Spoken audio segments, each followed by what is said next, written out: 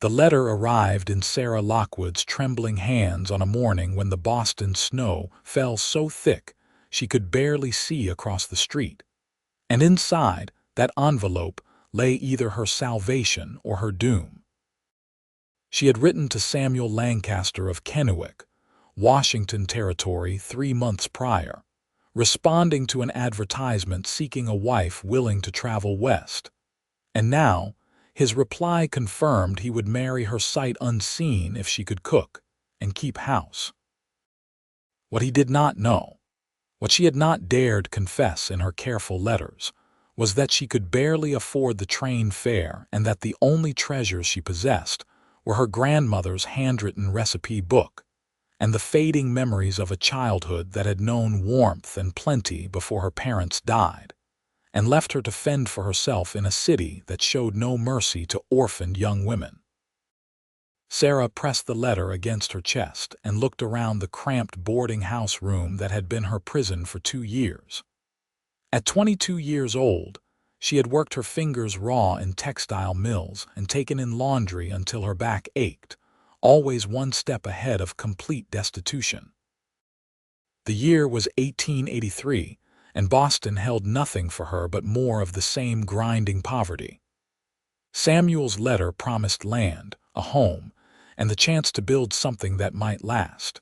It mentioned nothing of love, but Sarah had long ago learned that love was a luxury she could not afford to require. She packed her few belongings that very afternoon. Her grandmother's recipe book went into her carpetbag first, wrapped carefully in the only good shawl she owned. The book's leather cover was worn soft from years of handling, and the pages inside held more than just instructions for making bread and stew. They held her grandmother's voice, her wisdom, and the last connection Sarah had to a time when she had belonged somewhere. Her grandmother, Lucia Esposito, had come from Italy as a bride herself, carrying recipes that had been passed down through generations. She had taught Sarah that food was more than sustenance. It was memory made tangible, love expressed through labor, home created wherever you stood long enough to cook a proper meal. The train journey west took 6 days, and Sarah spent most of that time reading and rereading her grandmother's recipes, committing them to memory as if they were prayers. She shared her compartment with 3 other women, all traveling for their own desperate reasons. One was heading to Portland to live with a sister she had not seen in 15 years. Another was running from a husband who had beaten her once too often. The third was pregnant and unmarried, going to a place where no one knew her shame. They did not ask about Sarah's circumstances, and she did not ask about theirs. The West was full of people running from something, and privacy was a courtesy they all extended to each other. When the train finally pulled into Kennewick, Sarah's stomach twisted with nerves so intense she thought she might be sick right there on the platform. The town was smaller than she had imagined, a collection of wooden buildings clustered along the Columbia River, surrounded by rolling hills that looked golden and barren under the late September sun. Everything seemed vast and exposed after Boston's crowded streets. The sky stretched overhead in a blue so bright it hurt her eyes, and the wind carried scents she could not identify, dust and sagebrush and something wild that made her feel both terrified and strangely exhilarated. Samuel Lancaster stood on the platform holding his hat in his hands, and Sarah recognized him immediately from the single photograph he had sent. He was tall and lean, with dark hair and eyes that seemed cautious, as if he too was uncertain about this arrangement they had made through letters and hope.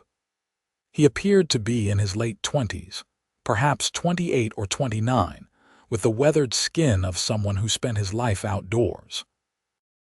When their eyes met, he nodded once, a gesture that seemed to contain both greeting and assessment. "Miss Esposito." His voice was deeper than she had expected, rough around the edges like it did not get much use. "Yes, "Mr. Lancaster." Sarah's own voice came out steadier than she felt. She set down her carpet bag and waited, unsure of the proper etiquette for meeting the man you had agreed to marry. Samuel stepped forward and picked up her bag without being asked. "Train was on time. That is unusual." He seemed unsure what else to say. "We should go to the preacher's house."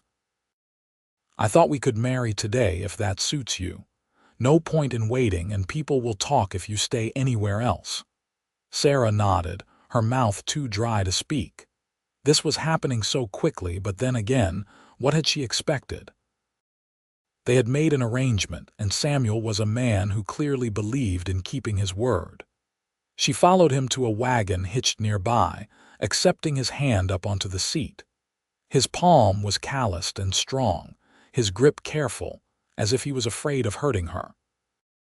They rode through town in silence, and Sarah studied everything they passed. There was a general store, a saloon, a livery stable, a small building that appeared to be the jail. Women in practical dresses hurried along the wooden sidewalks, and men on horseback kicked up dust in the street. It was nothing like Boston, but it had a certain raw energy that appealed to something in Sarah she had not known existed until this moment. This was a place where you could start over, where what you had been mattered less than what you were willing to become. The preacher's house sat on the edge of town, a neat white structure with a vegetable garden growing in the yard. Reverend Marcus Thompson answered the door with a smile that seemed genuinely warm, his wife Margaret appearing behind him with equal friendliness. They had clearly been expecting Samuel and his bride, and they ushered both of them inside without ceremony. "No need to be nervous, dear," Margaret said, patting Sarah's arm. "Samuel is a good man, quiet but good. You will do well here." The wedding ceremony took less than 10 minutes. Sarah stood beside a man she did not know and promised to love, honor, and obey him until death parted them. Samuel's responses were quiet and steady, his hand warm when he slipped a simple gold band onto her finger. When Reverend Thompson pronounced them husband and wife and told Samuel he could kiss his bride, Samuel leaned down and pressed his lips briefly against Sarah's, a chaste touch that was over almost before it began. His eyes, when they pulled apart, held a mixture of relief and uncertainty that probably matched her own. Margaret Thompson insisted they stay for tea and cake before heading to Samuel's ranch, and during that awkward hour, Sarah learned more about her new husband. He had come to Washington Territory 5 years ago, claiming land under the Homestead Act and slowly building up a small cattle operation. He had 40 head of cattle, a dozen horses, and a house he had built with his own hands. His parents were dead, lost to cholera when he was 17. He had a younger sister who had married and moved to California. He had been alone on his ranch for 3 years, managing with the help of 2 hired hands who lived in the bunkhouse but did not cook or keep house. "Samuel needs someone to make the place a home," Margaret said with meaningful emphasis. "It has been a house too long with no woman's touch to soften it." Samuel did not contradict her, but Sarah noticed the slight tightening around his eyes, as if the comment had struck some tender place inside him. She wondered then what had driven him to seek a mail-order bride rather than court one of the local women. He was not unattractive, and he owned land, which made him a good prospect. But she did not ask, just as he did not ask why she had fled Boston with nothing but a carpet bag and her grandmother's recipes. The ride to the ranch took nearly an hour, following a rough road that wound through the hills. Samuel drove the wagon with competent ease, pointing out landmarks as they went. That cluster of cottonwoods marked the creek that cut through his land. Those distant mountains were the Cascades. That rocky outcropping was where he had once cornered a mountain lion that had been killing his calves. His words were sparse but not unfriendly, and Sarah sensed he was trying to make her feel welcome in his own awkward way. When the house finally came into view, Sarah's heart sank despite her efforts to remain optimistic. It was a rough cabin, larger than she had feared but still unmistakably the dwelling of a man who lived alone and cared nothing for comfort. The yard was bare dirt, the porch sagged slightly on one side, and the whole structure had a gray, weathered look that spoke of hard winters and harsh sun. But the roof appeared sound, and smoke was rising from the chimney, which meant at least it would be warm inside.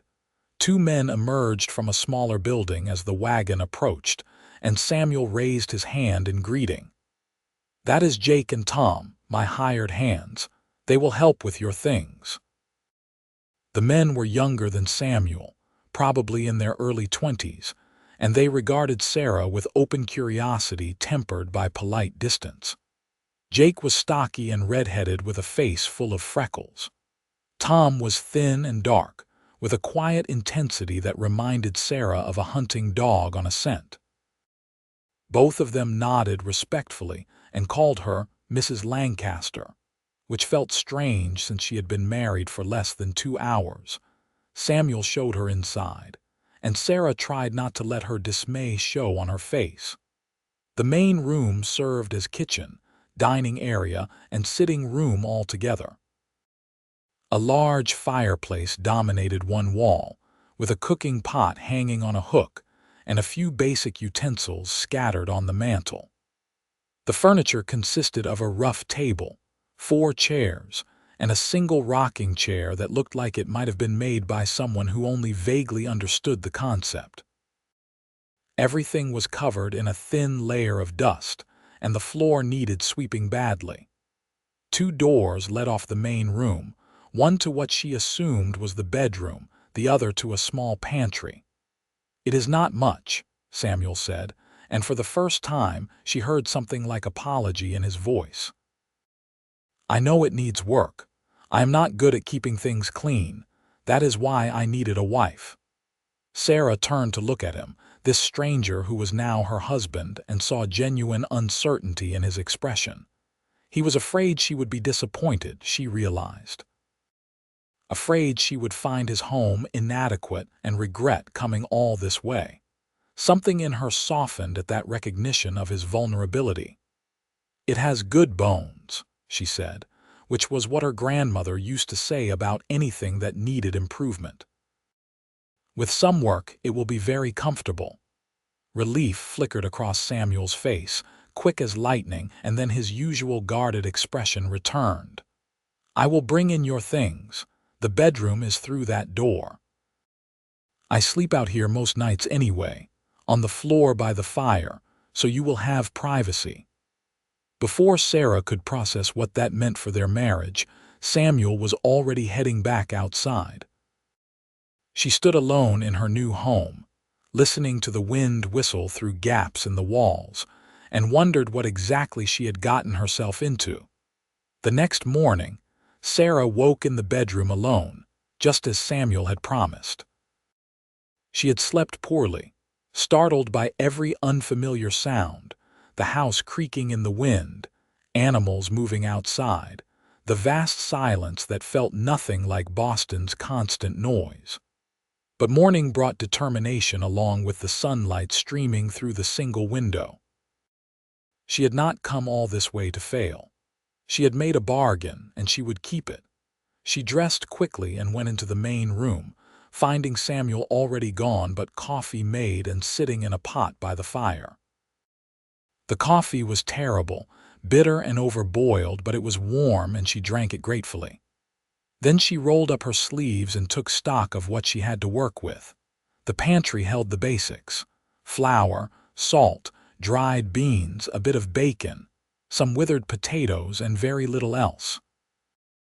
It was the pantry of men who ate only to stay alive, with no thought to pleasure or variety. Sarah retrieved her grandmother's recipe book from her carpetbag and set it on the table like a talisman. Then she started to work. By the time Samuel came in for the midday meal, she had swept the floors, washed the dishes that had been piled in a corner, and scrubbed the table clean. She had also made bread, real bread with a golden crust and soft interior, not the hard biscuits that were clearly the staple around here. The smell of it filled the cabin, and she saw Samuel stop in the doorway, his nose lifting like an animal catching an unexpected scent. "Is that bread?" he asked, and there was something in his voice she could not quite identify. "Yes, it should be ready in a few minutes. I made stew as well, with what I could find in the pantry. It is not much, but tomorrow I will make a list of things we need from town." Samuel stood very still, staring at the pot over the fire, at the loaves of bread cooling on the table, at Sarah herself in her apron with flour dusting her sleeves. "I have not had real bread in years," he said finally. "Not since my mother died." Something in Sarah's chest tightened at those words. She understood then a little more about the man she had married. He was not just lonely in the way of someone who lived alone. He was lonely in the way of someone who had lost home and had never found it again. "Well, you have it now," she said, trying to keep her voice light. "Sit down. I will serve you." Sarah cut thick slices of bread and ladled stew into bowls. The stew was simple, just beans and bacon and potatoes, but she had added herbs she had found growing half wild in the yard, and her grandmother's touch of vinegar that brightened the flavors. When she set it in front of Samuel, he just looked at it for a long moment before picking up his spoon. The first bite seemed to stop him completely. He chewed slowly, swallowed, then took another bite, then another. He ate with the focus of a man experiencing something he had nearly forgotten existed. When he finally looked up at her, his eyes held an emotion so raw and vulnerable that Sarah had to look away. "This is good," he said quietly. "Really good. How did you learn to cook like this?" "My grandmother. She taught me everything she knew before she died. She said that food was the way you told people you loved them, even if you never said the words." Sarah sat down across from him with her own bowl. She came from Italy with recipes her mother had given her, and her mother before that. Some of them are very old. Samuel ate in silence for a while longer, then said, "I do not remember the last time someone cooked for me like this. When Ma died, it was just me and Pa, and neither of us knew what to do in a kitchen. We ate whatever we could put together, nothing that tasted like anything. Then he died too, and I have been eating bachelor food ever since."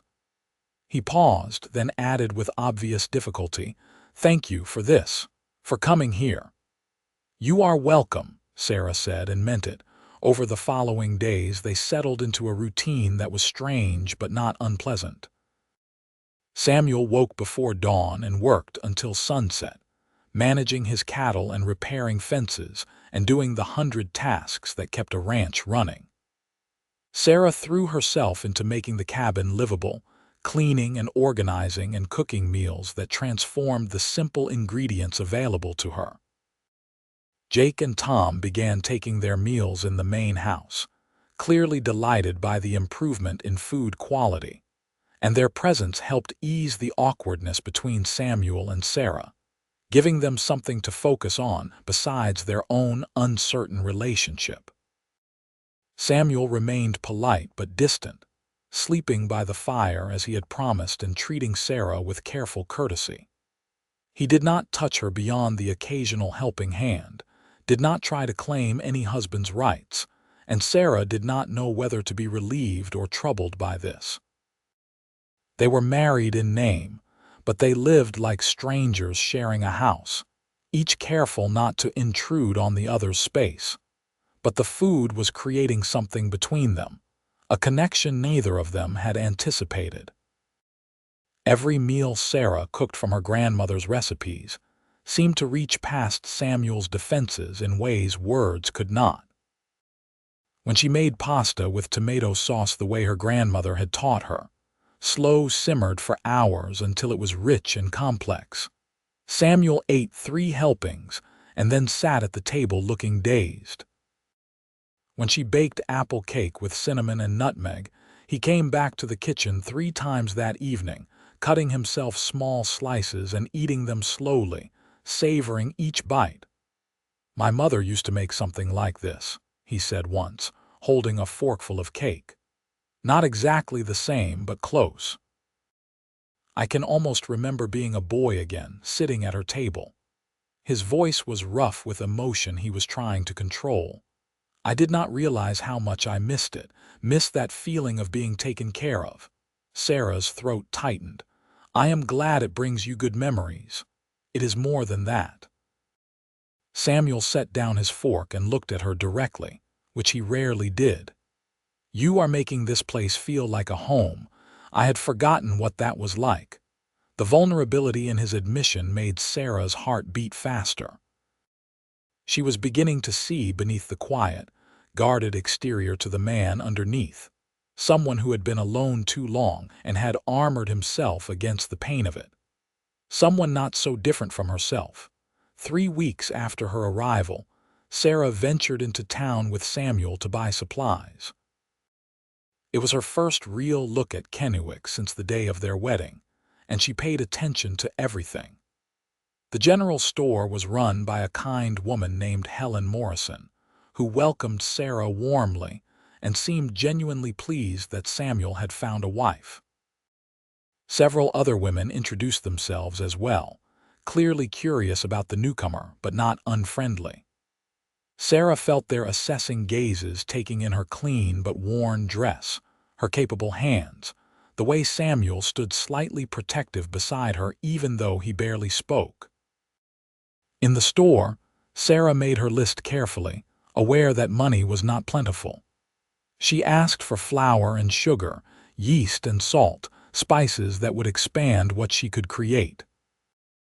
She also asked about a vegetable garden, whether it was too late in the season to plant anything, and Helen directed her to old Mr. Chen, a Chinese immigrant who had a reputation for coaxing plants from the difficult soil.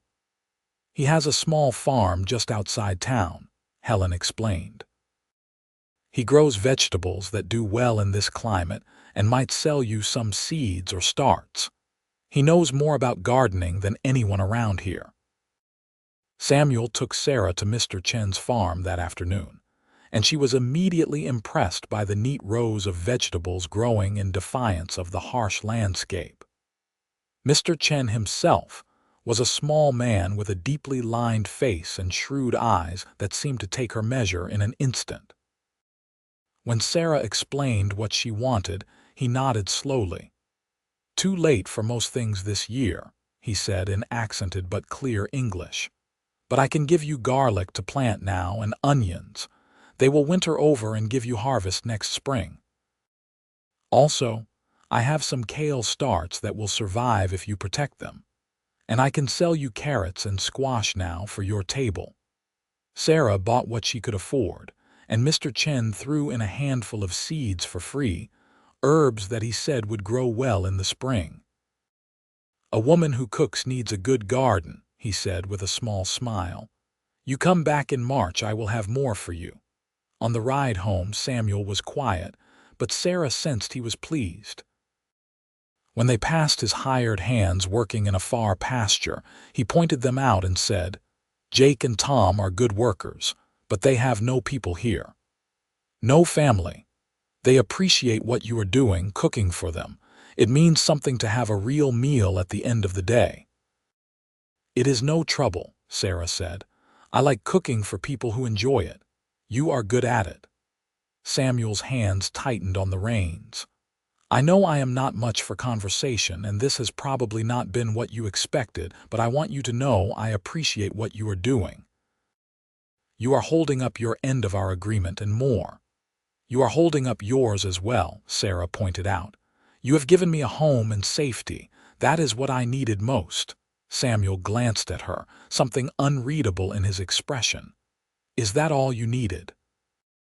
The question hung between them, weighted with meanings Sarah was not sure she understood. Before she could formulate an answer, Samuel had already looked away, focusing on the road ahead. That night, Sarah cooked a meal with the fresh vegetables from Mr. Chen's farm, a stew that was richer and more complex than anything she had been able to make before. She also baked bread rolls that came out perfect, golden and soft, and made a simple salad with greens and a dressing her grandmother's recipe called for. Oil and vinegar and herbs mixed until they sang together. When she set it all on the table, Samuel and the two hired hands looked at the spread like it was a feast for royalty. "Mrs. Lancaster, you are going to spoil us," Jake said with genuine warmth. "We will never want to eat anyone else's cooking again." "Then it is good you work here," Sarah said, smiling despite herself. Tom, who rarely spoke, added quietly, "My mother used to make meals like this. Before she died. I had forgotten what it was like." He looked embarrassed to have said so much, but Sarah saw Samuel nod in understanding. They ate together in companionable silence, the only sounds the scrape of spoons against bowls and the occasional murmur of appreciation. Watching them, Sarah felt something warm unfurl in her chest. She was needed here, not just tolerated or accepted, but genuinely needed. These men, rough and weathered by hard living, were starving for more than just food. They were starving for the kind of care that made life worth living, for the small comforts that said someone gave a damn whether they were cold or hungry or worn down to nothing. After the hands returned to the bunkhouse and Sarah was washing dishes, Samuel came to stand beside her at the basin. He did not touch her, but she was intensely aware of his presence, the heat of him in the cooling evening air. "I need to tell you something," he said, his voice low and rough. "I need to explain why I sent for a mail-order bride instead of courting someone local." Sarah kept washing, giving him space to speak without the pressure of her gaze. "You do not owe me explanations. I think I do." He was silent for a long moment, then continued. "There was a woman here in town about 2 years ago, Mary Henderson. She was the daughter of the banker, pretty and educated, and for some reason she took an interest in me. We courted for a while and I thought maybe we could make something work. I proposed and she said yes." Sarah's hands stilled in the water, but she did not turn around. "The engagement lasted 3 months, Samuel went on. "She came out to the ranch a few times, saw how I lived, how hard the work was, how isolated it is out here. She started talking about how we should sell the ranch and move into town, how I could work for her father at the bank instead of ranching. When I said no, that this land was mine and I had built it from nothing and I was not giving it up, she called off the engagement. Said she was not going to waste her life stuck out in the middle of nowhere with a man who cared more about cattle than her." "I am sorry," Sarah said quietly. "That must have hurt." It did. "But more than that, it made me realize I needed someone who understood what this life was, someone who was not going to expect me to be something I am not. I thought a mail-order bride, someone who was coming here deliberately, knowing it was a ranch in the middle of nowhere, would be more likely to stay, would not resent me for being what I am." He paused, then added with difficulty, "I thought it would be easier if there was no pretense of love. If it was just an agreement between us, something practical." Sarah finally turned to look at him.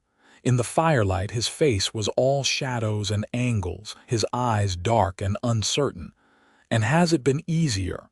"No," Samuel said simply, "because I did not count on you being you. I thought I was getting someone practical who could cook and clean. I did not expect you to make me feel like I was coming home every time I walked through that door. I did not expect to start looking forward to meals not because I was hungry, but because I wanted to see what you had made, how you had taken basic ingredients and turned them into something that tasted like comfort and care. I did not expect to start feeling things I thought I was done feeling." Sarah's heart was beating so hard she could hear it in her ears. What kind of things? Samuel reached out slowly, giving her time to pull away, and tucked a loose strand of hair behind her ear. His fingers were gentle despite their calluses, and his touch sent warmth racing through her. Things like wanting to make you smile, like lying awake at night listening to you breathe on the other side of that door and wishing I had the right to go to you. Like imagining what it would be like if this was real, if we were a real married couple and not just two people trying to survive.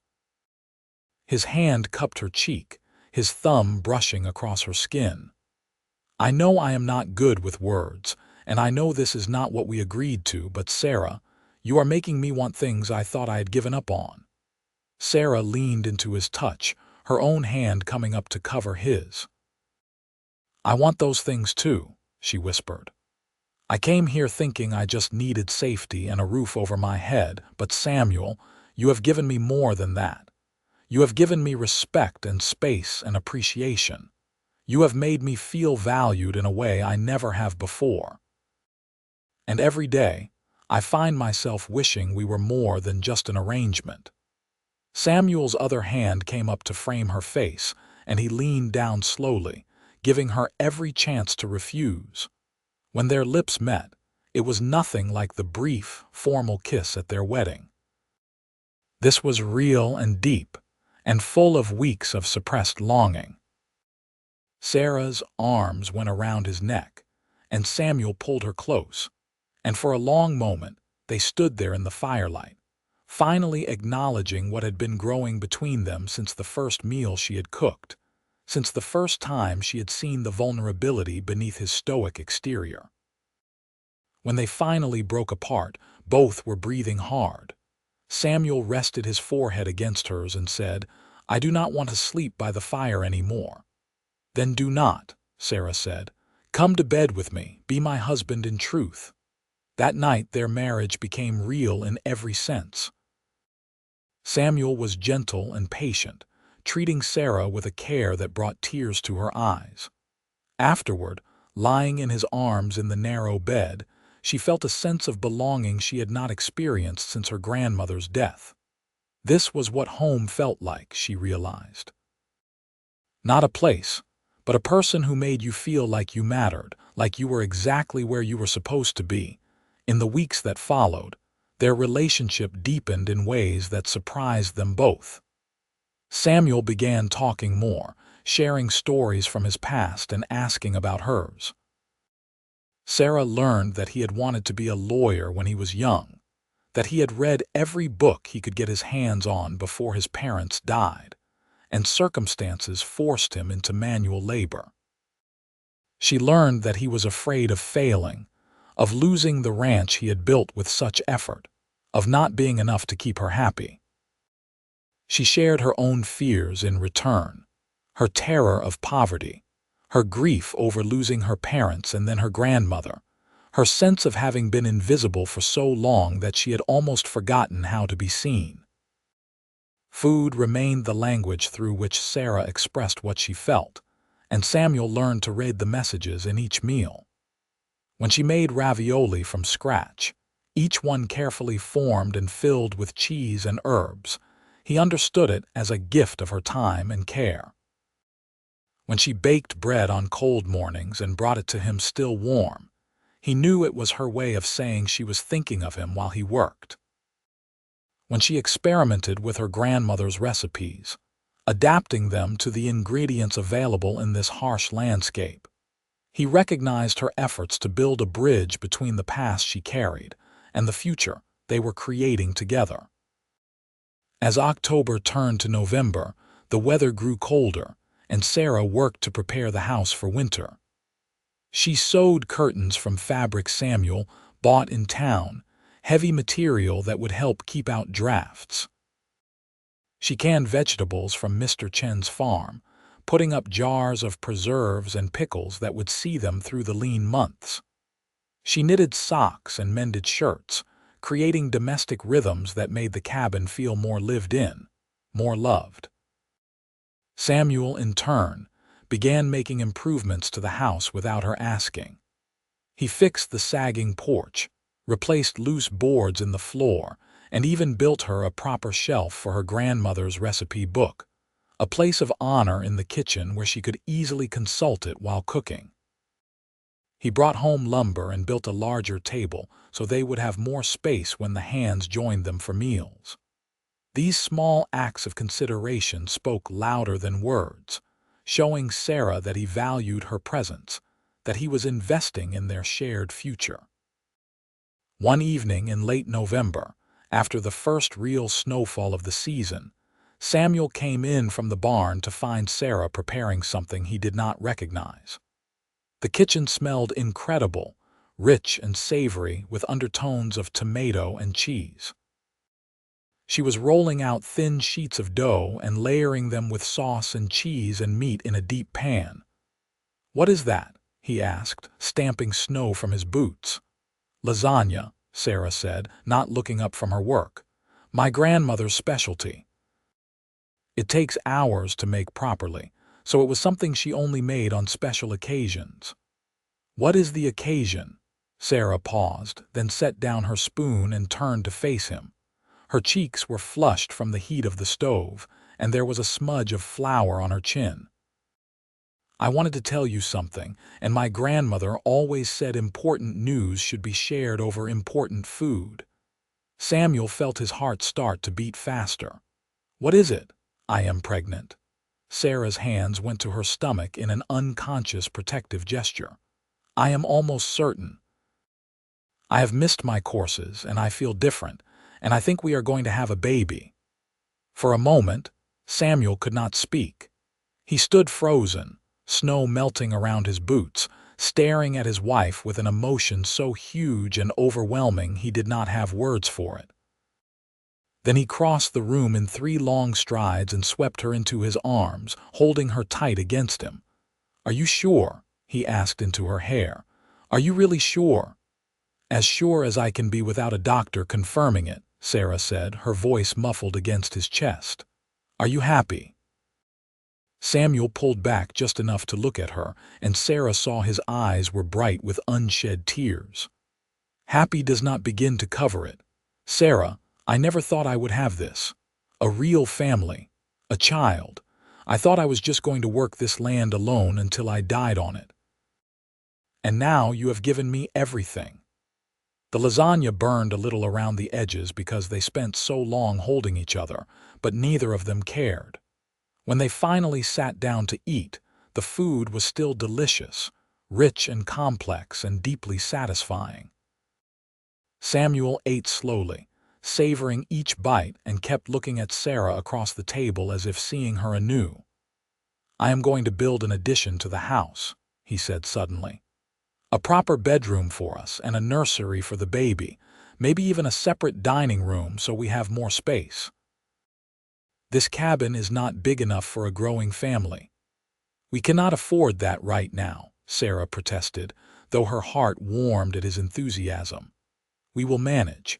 I will sell some cattle in the spring, and I will do most of the work myself. Our child deserves a good home." His expression turned serious. "You deserve a good home. You should have had better than this rough cabin from the start." "This cabin has been exactly what I needed," Sarah said firmly. "It is where I learned what you are made of, Samuel Lancaster. Where I learned that I could trust you and build something with you and fall in love with you." Samuel reached across the table and took her hand. "You love me." "Yes, I think I have for a while now, but I was afraid to say it, afraid it would change things between us. It does change things." Samuel brought her hand to his lips and kissed her knuckles gently. "It makes everything better, because I love you too, Sarah. I love your strength and your kindness and the way you make this place feel like home. I love how you take care of all of us, me and Jake and Tom, feeding us and looking after us without making us feel weak for needing it. I love your grandmother's recipes and how you honor her memory in everything you cook. I love that you are going to be the mother of my child." He paused, then added, "I love that you chose me, even when you did not have to." "I did have to," Sarah said softly. Maybe not you specifically at first, but I needed to escape Boston. I needed a new start. But somewhere along the way, it stopped being about need and started being about want. I want to be here, Samuel. I want this life with you. They sat together in the warm kitchen, hands clasped across the table, and made plans for the future. Samuel talked about expanding the ranch, maybe buying more land if they could afford it. Sarah talked about planting a proper garden in the spring, maybe getting chickens and a milk cow. They imagined their child, whether it would be a boy or girl, what they would name it, how they would raise it to be strong and kind and capable. The conversation was full of hope, of possibilities neither of them had allowed themselves to consider before now. Winter closed in hard and fast after that, but the house was warm and well-stocked, and Sarah did not mind being snowed in. She spent her days cooking and sewing and preparing for the baby. Samuel worked on plans for the addition to the house, drawing designs by firelight and discussing them with Sarah over meals. Jake and Tom remained in the bunkhouse except for meals, and both of them were obviously delighted by the news of the coming baby. They began bringing Sarah small gifts, things they had carved or found, offerings that touched her deeply even when they were clumsy. Christmas came, and Sarah cooked a feast from her grandmother's recipes, foods that filled the cabin with smells of garlic and herbs and roasting meat. She made Italian wedding soup, which seemed appropriate given the circumstances, and baked cookies spiced with cinnamon and cloves. Samuel surprised her with a new stove he had ordered from a catalog, a proper cast iron cookstove that would make her work so much easier. The expense must have set him back considerably, but when she protested, he simply said, "You are cooking for 4 men and growing a baby. You need the right tools." They exchanged other gifts as well. Sarah had knitted Samuel a thick wool sweater that fit him perfectly, and he gave her a music box he had bought in town, a delicate thing that played a soft melody when opened. "So you have some beauty in your life," he said when she started to cry. "You deserve beautiful things." That night, after the hands had gone back to the bunkhouse, Samuel and Sarah lay together in bed and talked about Christmases past. Samuel remembered his mother decorating their home in Missouri, making everything festive despite their poverty. Sarah remembered her grandmother's insistence on certain traditions, the Feast of 7 Fishes on Christmas Eve, the special cookies that took days to prepare.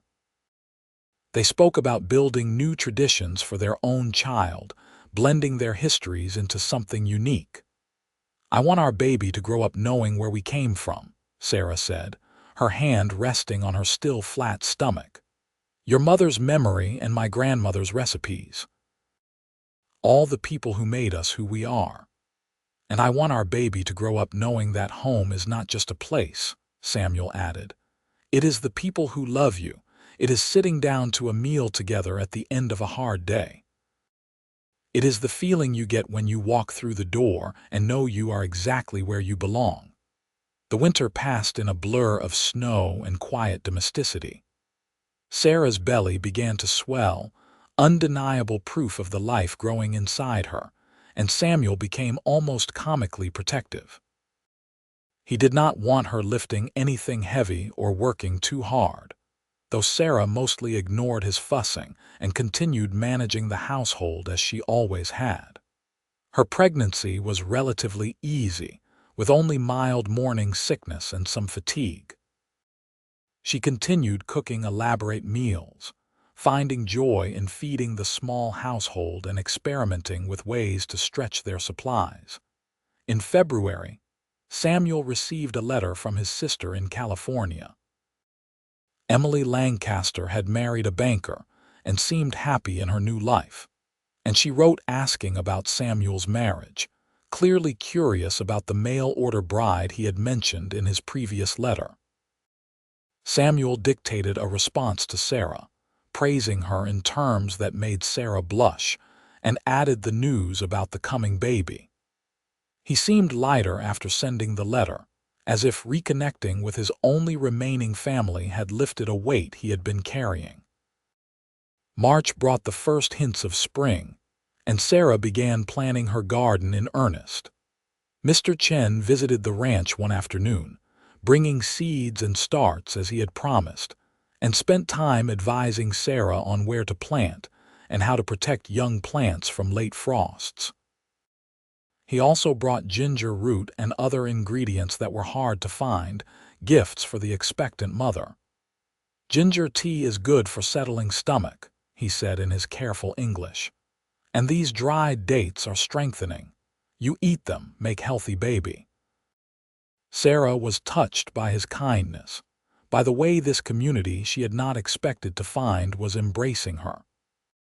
Helen Morrison from the general store visited as well, bringing baby clothes her own children had outgrown and advice about childbirth, delivered in a matter-of-fact way that Sarah found reassuring rather than frightening.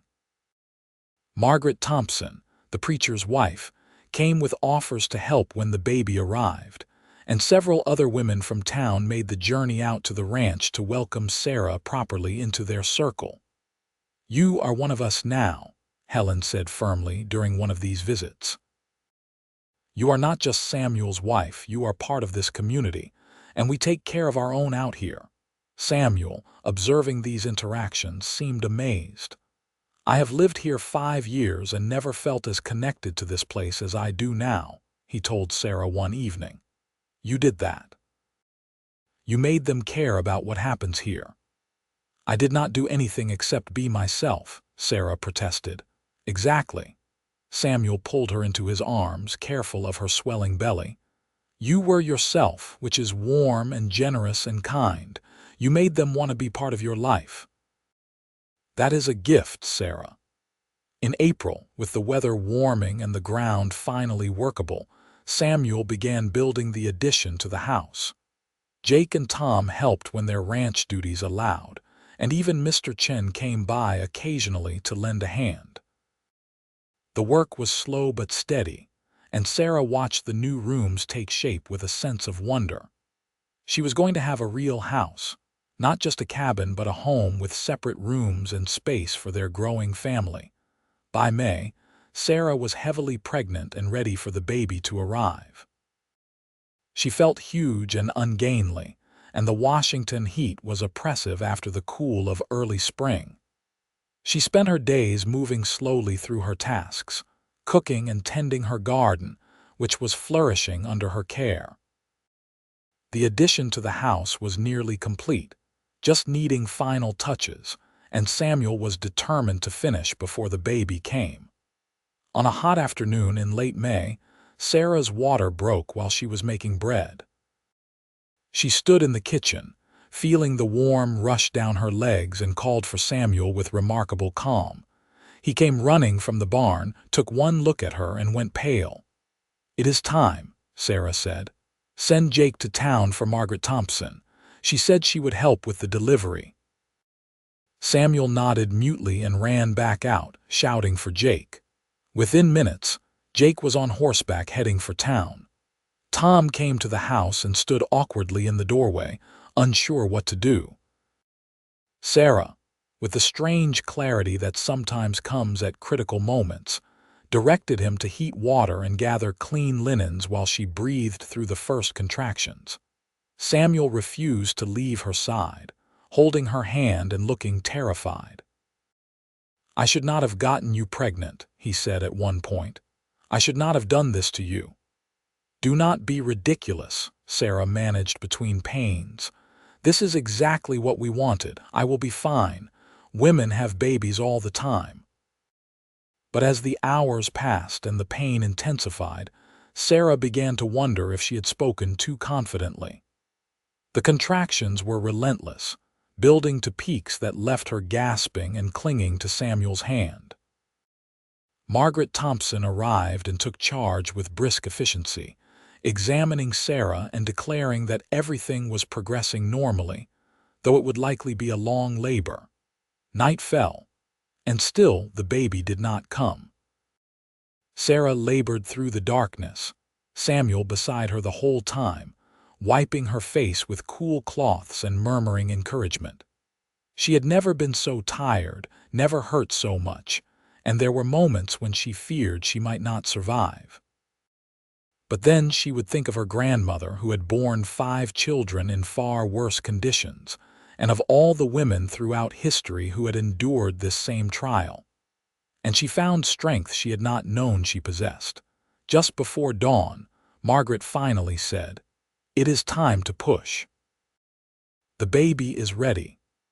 Sarah bore down with everything she had, following Margaret's instructions, dimly aware of Samuel's voice telling her she was doing wonderfully, that she was so strong, that he loved her. The pain was immense, beyond anything she could have imagined, but then suddenly there was relief and the sharp cry of an infant filled the room. "It is a boy," Margaret announced, holding up a squirming, red-faced creature. "A healthy boy." Sarah collapsed back against the pillows, tears streaming down her face. Samuel was crying too, openly and unashamedly, as he watched Margaret clean their son and wrap him in a blanket.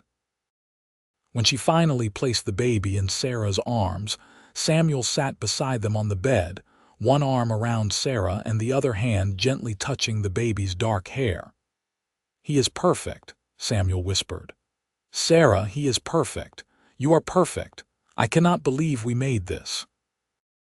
The baby had stopped crying and was looking up at them with unfocused eyes, his tiny fist waving in the air.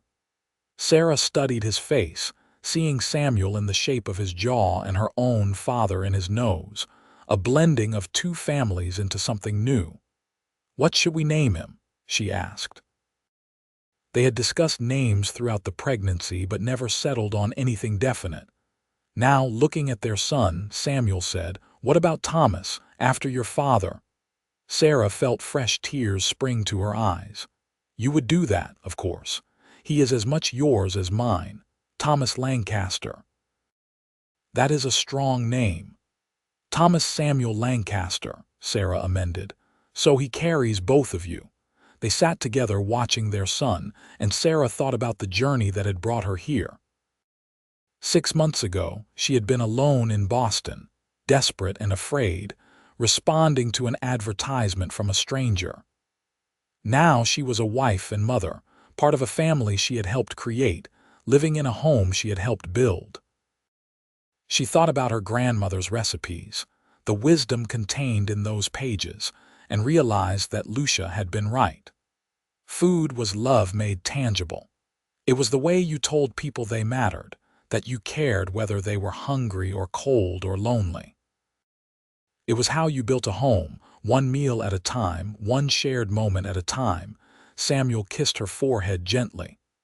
"Thank you," he said quietly, "for taking a chance on me, for coming all this way, for giving me this." "Thank you for making me feel like I finally came home," Sarah replied. "For showing me what it means to be loved." Baby Thomas grew quickly, a healthy child who filled the house with his cries and his laughter. Sarah recovered from childbirth and threw herself into motherhood with the same dedication she brought to everything else.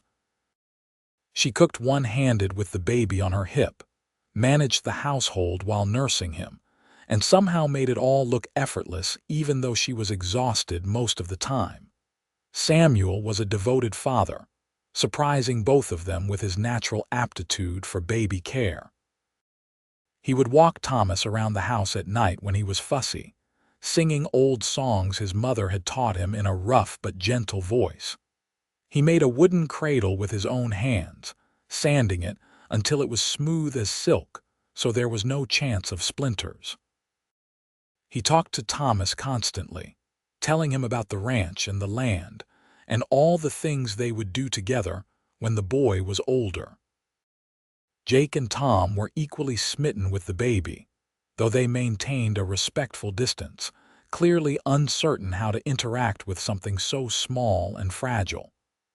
Sarah would sometimes find them peeking through the window at Thomas sleeping, their rough faces soft with wonder. She started inviting them into the house more often, letting them hold the baby under her supervision, and watching these hardened cowboys turn to mush over an infant made her smile. The summer was busy with ranch work, but Samuel made time every day to be with his family. They would sit together in the evenings on the porch, Sarah nursing Thomas, while Samuel talked about his plans for the ranch. He wanted to buy more cattle, expand his herd, maybe even save enough to send Thomas to school when he was older, a real school with books and teachers, opportunities Samuel had never had. "I want him to have choices," Samuel said one evening, watching the sun set over the hills. "I want him to love this land the way I do, but I want him to choose it freely, not because it is the only option he has." "He will have choices," Sarah assured him. "We will make sure of that." In August, Samuel's sister Emily surprised them by arriving for a visit.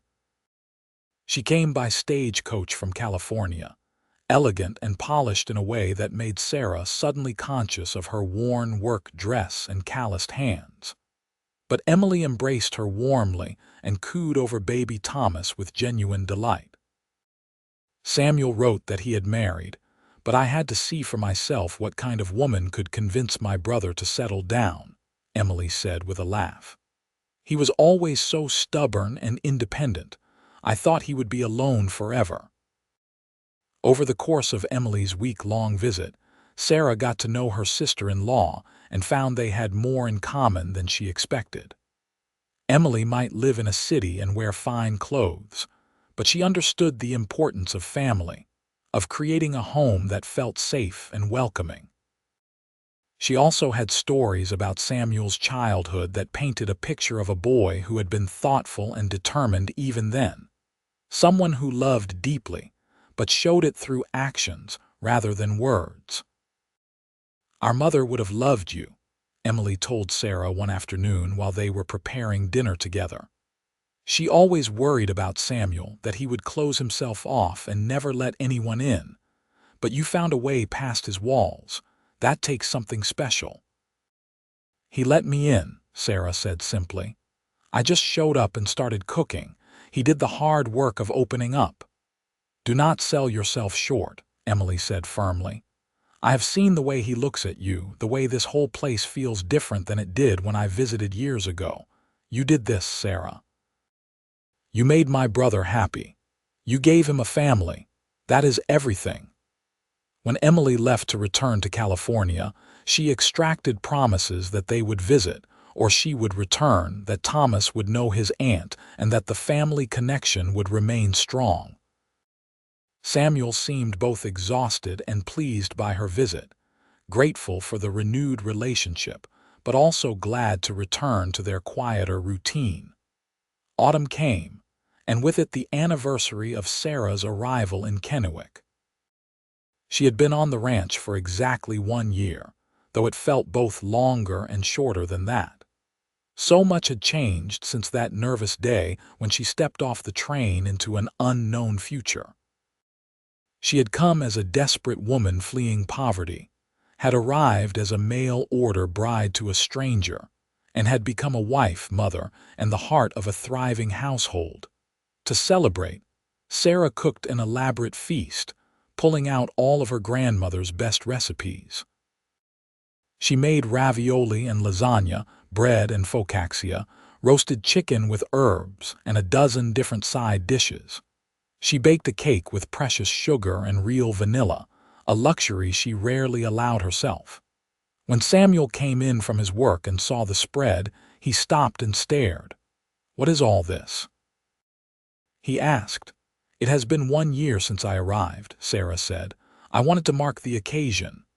Samuel crossed to her and pulled her into his arms, careful not to disturb Thomas, who was dozing in the sling Sarah wore. "Best year of my life," he said quietly. "You know that, right? Before you, I was just existing, going through the motions. You made everything matter again." They ate together, just the two of them for once, with Jake and Tom tactfully staying in the bunkhouse. Thomas slept through most of the meal, waking only briefly to nurse before drifting off again. Sarah and Samuel talked about the year that had passed, remembering awkward moments and tender ones, laughing over mistakes and marveling at how far they had come. "I never thought I would be this happy," Sarah admitted. "When I left Boston, I thought I was just trying to survive. I did not know I could have this, a husband who loves me, a child, a home that feels safe." "You deserve all of it," Samuel said. "And more. I wish I could give you everything, Sarah. Fancy dresses and jewelry and trips to big cities. All the things you probably wanted when you were a girl."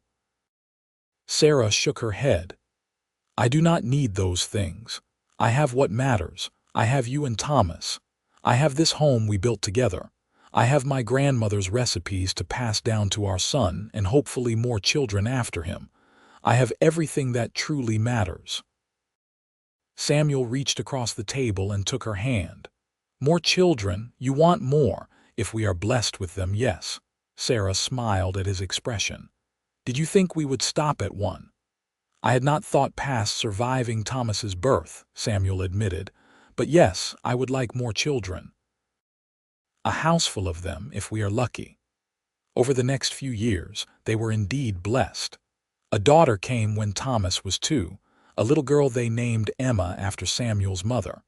She had Sarah's dark curls and Samuel's blue eyes, a beautiful child who brought even more life to the household. Another son followed 2 years after that, Joseph, who was quiet and thoughtful even as an infant. And then, when Sarah thought her childbearing years might be over, a final surprise, twin girls they named Lucia and Grace. The house expanded to accommodate the growing family. Samuel built more rooms and they eventually added a second story, turning the rough cabin into a proper ranch house. Sarah's garden grew as well, sprawling across what had once been bare ground, providing vegetables and herbs that made her cooking even more varied and delicious. She got her chickens and milk cow, and eventually a pig they raised for bacon and ham. The ranch prospered under Samuel's management and Sarah's support. The cattle herd grew, and they were able to buy more land, expanding their holdings. Jake and Tom remained with them, becoming almost family themselves, confirmed bachelors who lived in the bunkhouse but took all their meals in the main house. Other hands came and went over the years, but Jake and Tom were constants, devoted to Samuel and Sarah and endlessly patient with the children who adored them. Sarah became known throughout the region for her cooking, and women would come from town to ask for recipes or advice.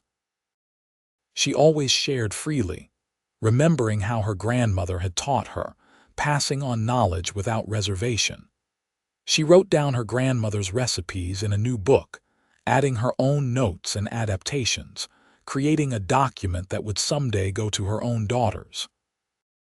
She taught Emma to cook as soon as the girl was old enough to stand on a stool and stir a pot, and was pleased to see her daughter take to it naturally. Thomas grew into a strong, capable boy who loved the ranch as much as his father did.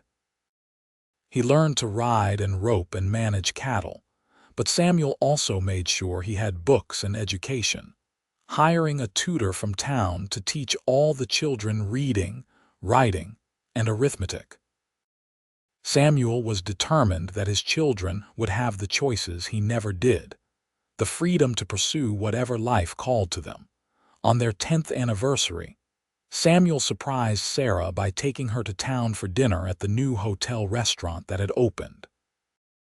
It was the fanciest establishment in Kennewick, with white tablecloths and candles on every table. Sarah wore a new dress Samuel had bought for her, blue silk that made her feel elegant and beautiful. They left the children with Margaret Thompson, who had become a dear friend over the years, and spent the evening together like they were courting. "This is lovely," Sarah said, looking around at the decorated dining room. "But I have to say, the food is not as good as what I make at home." Samuel laughed, the sound still surprising and delightful even after 10 years of marriage. He laughed often now, his earlier seriousness tempered by years of happiness and security. "I could have told you that before we came. But I wanted you to have a night where someone else cooked for you, where you could just enjoy yourself." "I enjoy cooking," Sarah protested. "You know that." "I do. But you also deserve to be taken care of sometimes, not just to be the one taking care of everyone else." Samuel reached across the table and took her hand, his thumb rubbing circles on her palm. "10 years ago, you stepped off a train and changed my life. I was so scared that day, worried you would take one look at me and my rough cabin and run back to Boston. I never imagined we would build this, a family and a home and a love that gets stronger every year." Sarah felt tears prick her eyes. "I was terrified too. But Samuel, you gave me something I had not had since my grandmother died. You gave me a place to belong, a reason to keep going. You made me feel valued and loved. You made me believe in good things again." "We made each other believe," Samuel said. "That is what marriage should be, I think. Two people helping each other become who they are meant to be."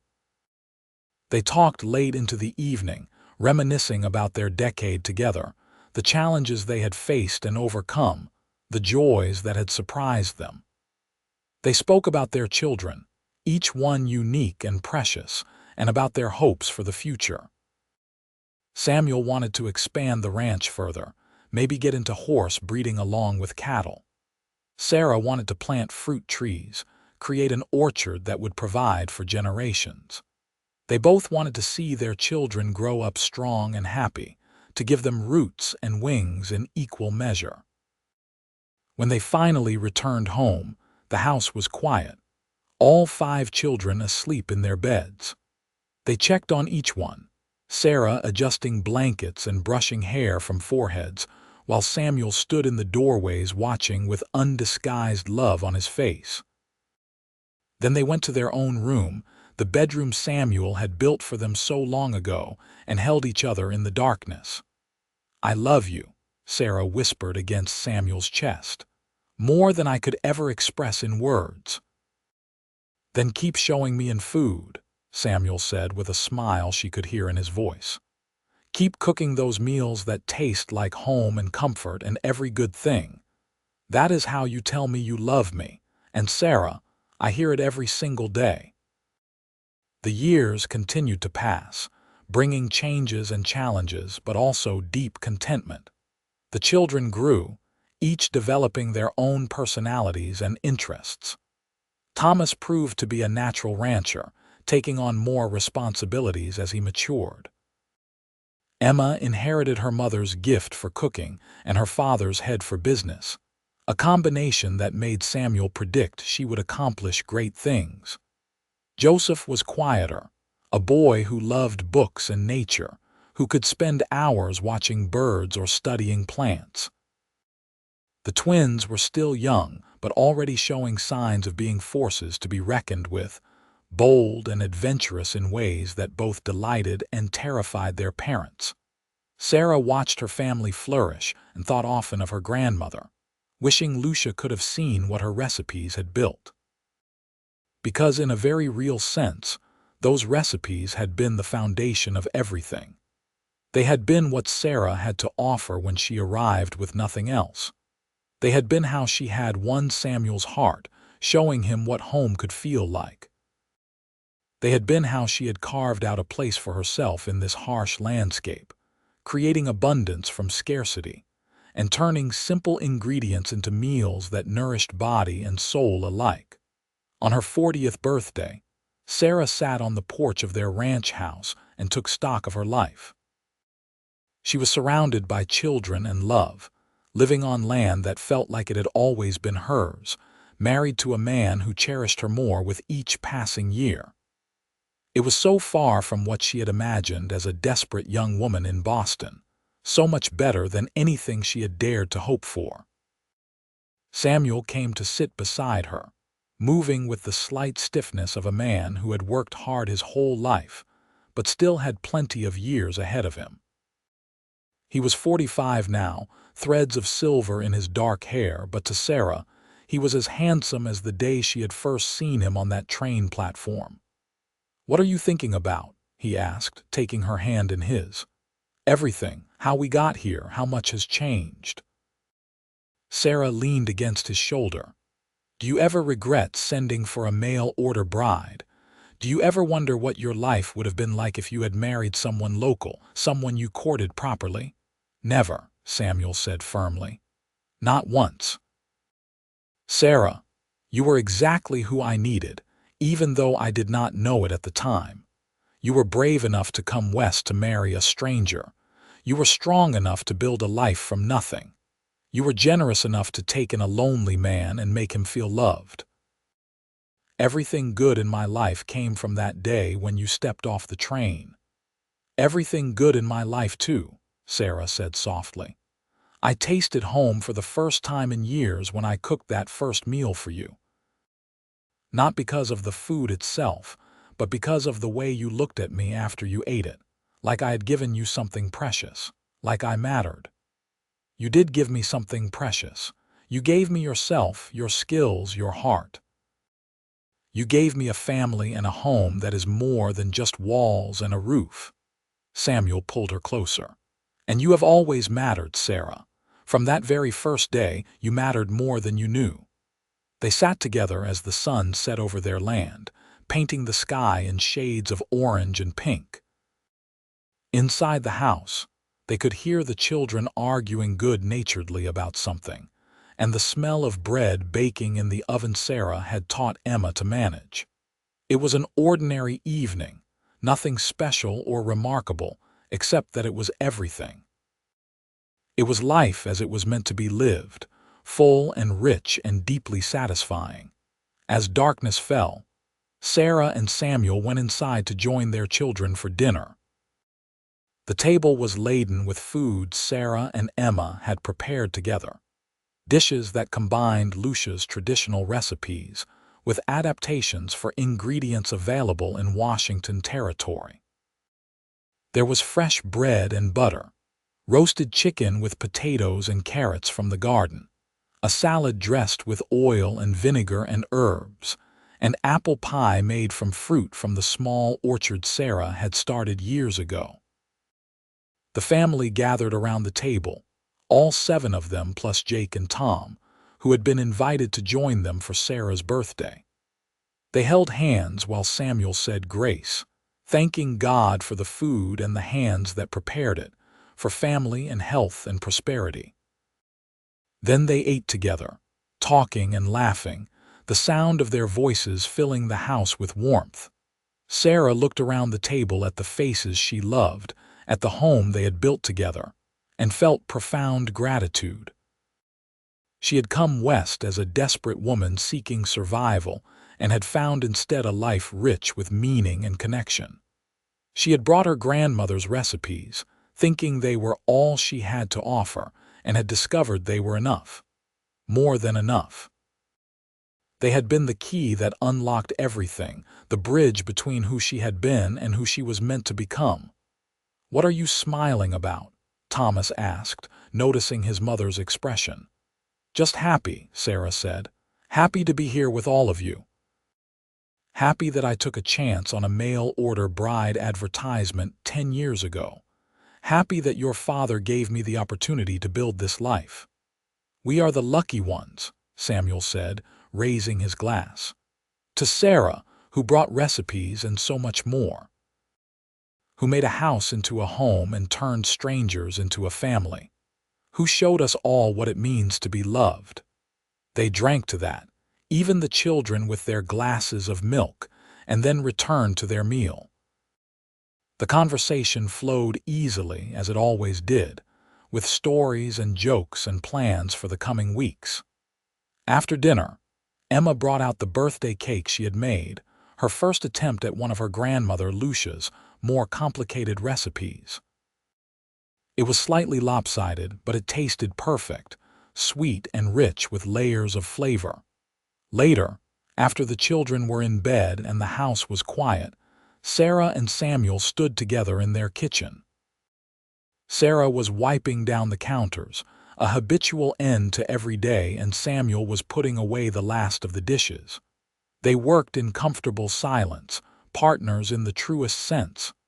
"Thank you for this life," Sarah said suddenly, "for taking a chance on me, for being patient while I learned to trust you, for loving me even when I was scared to love you back." Samuel set down the dish he was holding and turned to face her. "I should be thanking you. You took a much bigger risk than I did. You left everything you knew and came to a place you had never seen to marry someone you had never met. That took courage I cannot imagine." "It took desperation," Sarah said honestly, "but I am glad I was desperate enough to be brave. Because it brought me here to you, to this family we made together." Samuel pulled her into his arms, and they stood there in the kitchen that had been the heart of their home for so many years, holding each other while the fire burned low in the stove. This was what Sarah had been searching for all along, she realized. Not safety or security, though those were important. Not even love, though that had become the center of everything. What she had been seeking was belonging. The sense of being exactly where she was supposed to be, doing exactly what she was meant to do, surrounded by people who valued her for who she truly was. She had found it in the last place she expected, in a rough cabin in Washington Territory with a lonely cowboy who had forgotten what home tasted like. She had brought her grandmother's recipes, intending them as her offering, her way of earning her keep. Instead, they had become the language of love, the way she and Samuel communicated what they felt but could not always express in words. Every meal had been a declaration, every carefully prepared dish a promise that she was here. She was staying. She was building something that would last. And it had lasted. Through 10 years of marriage and 5 children and countless challenges, it had not only lasted but grown stronger. The love she and Samuel shared had deepened into something unshakable, tested by time and found true. The home they had built had expanded to accommodate their growing family, but its heart remained the same, a place where people gathered to eat and talk and feel safe. As Sarah and Samuel finally went to bed, tired but content, Sarah thought about what she would write in her recipe book that night. She had gotten into the habit of adding notes beyond just ingredients and instructions, capturing memories and moments that made each dish meaningful. Tonight, she would write about her birthday dinner, about the look on Samuel's face as he toasted her, about the way Emma's slightly crooked cake had tasted like love and effort and the passing down of tradition. But more than that, she would write about the recipe for home itself, the one she had perfected over 10 years of practice. It required equal parts patience and courage, generous helpings of forgiveness and understanding, a foundation of trust built slowly over time. It needed laughter stirred in liberally, and tears too, because life was both joy and sorrow intertwined. It called for hard work and dedication, the willingness to show up every day and put in the effort even when you were tired. And most importantly, it required love, love given freely and received with gratitude, love that grew deeper and richer with each passing year. That was the recipe Sarah would pass down to her daughters, along with all of Lucia's traditional dishes. Because in the end, the most important thing her grandmother had taught her was not how to make perfect pasta or bread that rose golden and high. It was that food was a vehicle for connection, a way of taking care of the people you loved, a means of creating home wherever you were. And Sarah had taken that lesson and built an entire life around it, feeding not just bodies but souls, nourishing her family with more than just sustenance.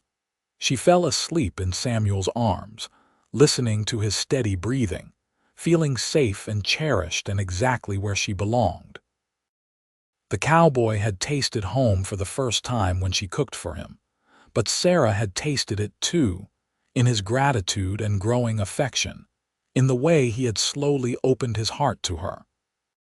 They had given each other the gift of belonging, and in doing so, had created something neither could have built alone. Years continued to unfold, bringing the joys and sorrows common to all lives. Samuel's hair went fully gray, and Sarah's dark curls gained silver threads.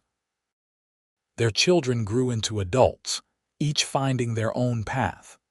Thomas took over the ranch, proving as capable as his father had been. Emma married a teacher from town and opened a restaurant that became famous throughout the region for serving food based on her grandmother's recipes. Joseph became a naturalist, writing articles about the landscape and wildlife of Washington Territory. The twins, inseparable as always, started a business together, proving that women could succeed in commerce if given the chance. Through it all, Samuel and Sarah remained the center of their family, the foundation on which everything else was built. They grew old together gracefully, still holding hands across the dinner table, still finding new ways to show each other love.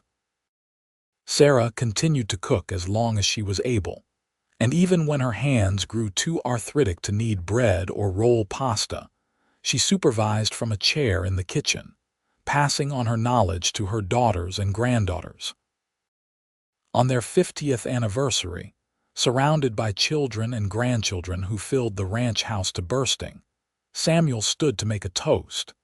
His voice was rougher now, worn by age and decades of shouting over wind and cattle, but it carried clearly through the crowded room. 50 years ago, I sent for a mail-order bride because I needed help running this ranch, he began. I thought I was getting a cook and a housekeeper, someone to make my life easier. What I got instead was a partner, a love, and the best thing that ever happened to me. Sarah brought her grandmother's recipes to our marriage, but she brought so much more. She brought kindness and strength, wisdom and grace. She built a home where there had only been a house. She created a family where there had been only a lonely man. She gave me a life worth living. He raised his glass, his hand shaking slightly but his gaze steady on Sarah's face. To my wife, who showed me what it means to be home, who taught me that love is not just a feeling but an action, something you demonstrate every day through care and attention and effort. Who has been my greatest blessing for 50 years and will be until my last breath. The room erupted in cheers and applause, but Sarah only had eyes for Samuel. She stood, moving more slowly now but with the same determination that had carried her west all those years ago, and crossed to her husband. They embraced there in front of everyone, two people who had started as strangers and had become everything to each other. You gave me home too, Sarah whispered against his chest. You were the first person to make me feel like I was exactly where I belonged. They cut an enormous cake together, made by Emma using Lucia's recipe, and the celebration continued long into the night. But eventually, when the guests had departed and the house was quiet again, Samuel and Sarah sat together on their porch as they had done countless times over the decades. You think we will have another 50 years? Sarah asked, only half joking. I would like to, Samuel said. But if not, I am grateful for the ones we have had. Every day with you has been a gift, Sarah. Even the hard days. Even the days when we struggled or fought or wondered if we could keep going, because we were together and that made everything bearable. Sarah rested her head on his shoulder, feeling the familiar solidity of him, the comfort of 50 years of partnership. We built something good, did we not? Something that will last even after we are gone. We built something extraordinary, Samuel corrected. Look at our children, our grandchildren. Look at this ranch, this home. Look at the life we created from nothing but determination and hope. Not many people get to do that, Sarah. We were lucky. We were blessed, Sarah said, and we worked hard. Luck had little to do with it. Samuel laughed quietly. Fair enough. We worked very hard, But I still say I was lucky the day you answered my advertisement. Any other woman might have done, but it was you who came, and that made all the difference." They sat in companionable silence as the stars came out overhead, the same stars that had witnessed their entire journey together. Sarah thought about that frightened young woman who had stepped off the train in Kennewick so long ago, empty-handed except for a recipe book and a desperate hope for something better. She wished she could tell that girl that everything would work out, that the risk she was taking would lead to a life richer than she could imagine. But perhaps it was better that she had not known. The uncertainty had made her brave, had pushed her to try when fear might have held her back. And in the end, it had all come down to food, to the simple act of cooking with care and feeding people who were hungry for more than just sustenance. Her grandmother had been right all along. Food was love made tangible. It was the way you created home, built family, and showed people they mattered. Sarah had brought her recipes west, and they had become the foundation of everything, the common language that had allowed her and Samuel to communicate before they knew how to talk to each other.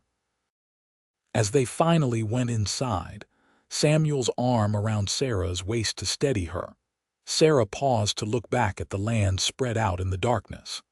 Somewhere out there, their grandchildren were sleeping in the various houses that now dotted the expanded ranch. Tomorrow, the whole family would gather again for Sunday dinner, a tradition Sarah had started, and that continued long after anyone else might have given up on it. They would crowd around the big table, multiple generations passing dishes and telling stories, creating new memories to layer over old ones. That was Sarah's legacy, she realized. Not just the recipes written in her grandmother's book, though those were precious.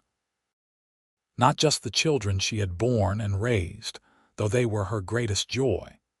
Her legacy was this sense of home she had created, this feeling of belonging that permeated every corner of the ranch. It was the knowledge that no matter where life took any member of their family, they could always come back to this place and find love and acceptance, and a meal cooked with care. Samuel helped her into bed, and they lay together in the darkness as they had done for 50 years. His hand found hers automatically, their fingers interlacing with the ease of long practice. "I love you," he said, as he had every night for 5 decades. "I love you too," Sarah replied, the words worn smooth by repetition but no less true. And then they slept, two people who had found each other against all odds and had built a life that mattered. Two people who had proven that love could grow in the most unexpected places if you were brave enough to plant seeds and patient enough to nurture them. Two people who had tasted home in each other and had never hungered for anything else. The cowboy and the mail-order bride, united by recipes and growing love, had created something that would endure long after they were gone. They had fed not just themselves but generations to come, passing down not just instructions for making bread or pasta, but the wisdom of how to build a life worth living.